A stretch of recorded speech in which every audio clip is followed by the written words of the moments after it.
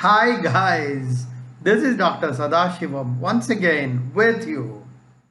Today in this post, what we are trying to do is we are going to compare China and United States of America and how their journeys have been in the last 100 years.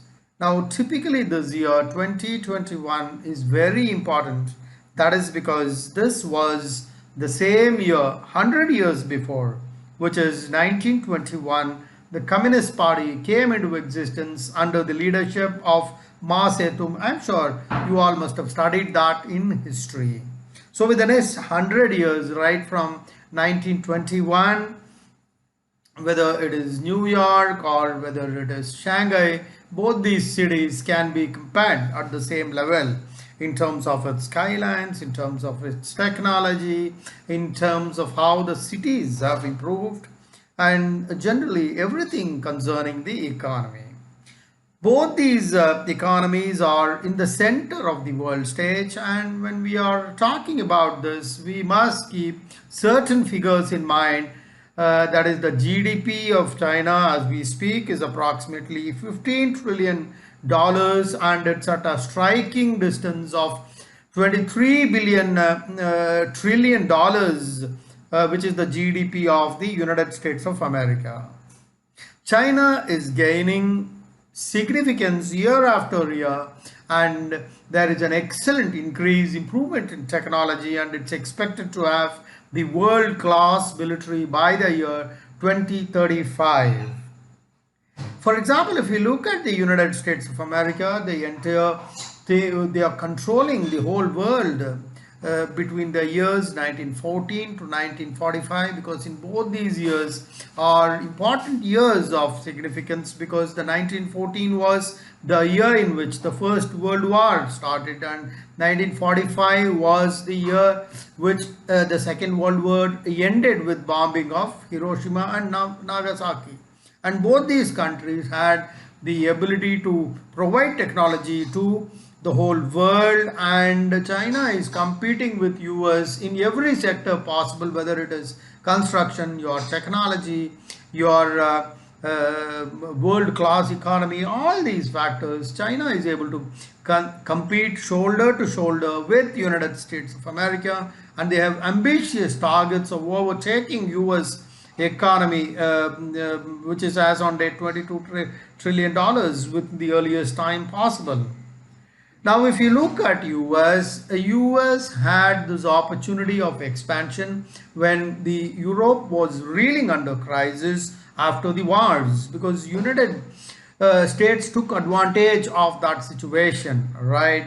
Likewise, you can compare China to some extent that it used this opportunity when US was reeling under crisis, especially your Vietnam wars, Afghanistan, Cold War with Russia, and US got into all these issues when it was reeling under this crisis. China took advantage of that, because these comments have been given by Vijay Gokhale. I'll give you some introduction about him. It's not my comments. He was a foreign secretary, and he was the author of a book called The Stillman Square, and he's an expert on the subject, and his comments had come in the editorial page, center page of Times of India, and they were very valid points which I thought I will share with all of you through this video, right?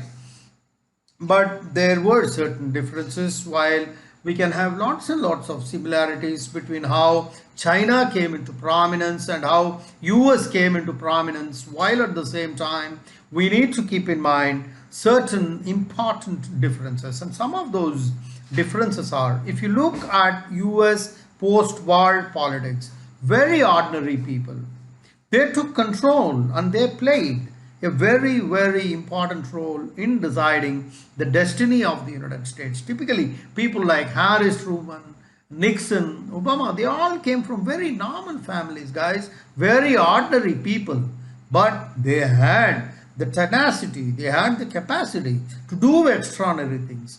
Ordinary people doing extraordinary things. But as far as China is concerned, we really don't know how many such people, have been able to lead the Chinese way of thinking. In fact, the United States brought its fresh ideas into politics through these people. But on the other hand, China is getting more and more straight-jacketed. They're more conformist and elitist in their approach. And so generally there is a feeling that free views are not encouraged in China.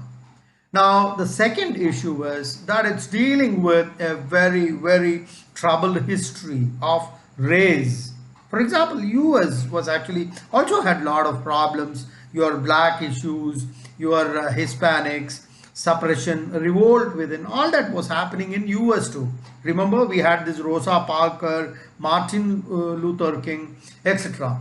But US was very accommodative in the sense that they started focusing on civil rights, liberties, and they brought in a lot of such things. They brought a lot of Afro-Americans into the mainstream politics. Their voices were considered, and little bit of events might have happened. There's no doubt about that. But at the same time, they had welcomed diverse views, diversity of opinions, all that was accommodated as far as the United States was concerned. But China curtails its political identities, and any view which is not aligned to the government's view, they are not encouraged at all. And there have been many instances where people have been punished for doing that. The next point is that the United Nations, the third important point, they have its reputation of opening its doors, drawing the best talents. You can find lots of chief executives in the United States from countries like India, China. They've taken people from Europe because they opened their doors to talent. Wherever you have the best talent, US wants to use those talents to the country's advantage. But whereas if you see China has never done that, because China is building its own virtual walls, and that was one of the third important point pointed out by Vino. Now, China is completely turning away from the foreign influences, But as far as the US is concerned, it's more open. Of course, they have certain antitrust laws, but those are far more transparent because every country wants to defend its sovereignty. They don't want too much of foreign influences, but they have their own antitrust laws. But at the same time, when you compare US and China, US is far more open compared to China. China is absolutely not open at all. They are completely turning away from the foreign influences. And if you look at some of these cases in China, for example, your Jack Ma, Alibaba, we all knew what happened in Ant Financial Services, freedom of speech. Certain things are completely curtailed and nobody knows what is happening there because people cannot speak free, and that's one crucial thing which differentiates China from the United States. Generally, it's felt that the US dominates the whole world, which is true. But apart from that, there is generally a cordiality, a generosity with proximate states. Marshall Plan was a very important topic, very significant topic, and I will try to put up another topic on Marshall Plan. But at the same time, China has created lot more enemies. They have enemies because of South China Sea. You have enemies everywhere around them, right? This enmity with India, aggression, not one, not two, so many countries, right? I will be putting up a separate video to see how they have created enmity with Hong Kong. I will come out with a separate video and we will be providing that link here in this description bar. This border roads initiative, right? They have literally every single country, these are some of the key differences between China and the US, and in all we can summarize that as far as stability and growth is concerned, it is very enviable. They have done extremely well.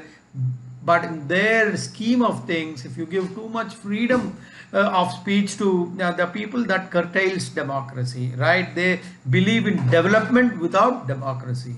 Even genuine differences with good intentions, they're all curbed in the bud. So in conclusion, we can say that these are the words of Vijay Gokhale. He feels that there is an inner fear within the government.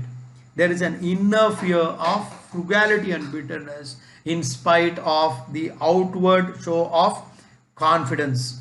And he concludes the whole article. There is a grain of truth in this, I'm sure. Okay, guys, I hope you are all loved this particular video. I will also be putting up a separate video as committed. One is about China's enemies and second about the Marshall Plan. I will be putting up those videos also. Okay, guys, I hope you enjoyed this video, and this is Dr. Sadasivam signing off till we meet again. Bye bye. Jai Hind.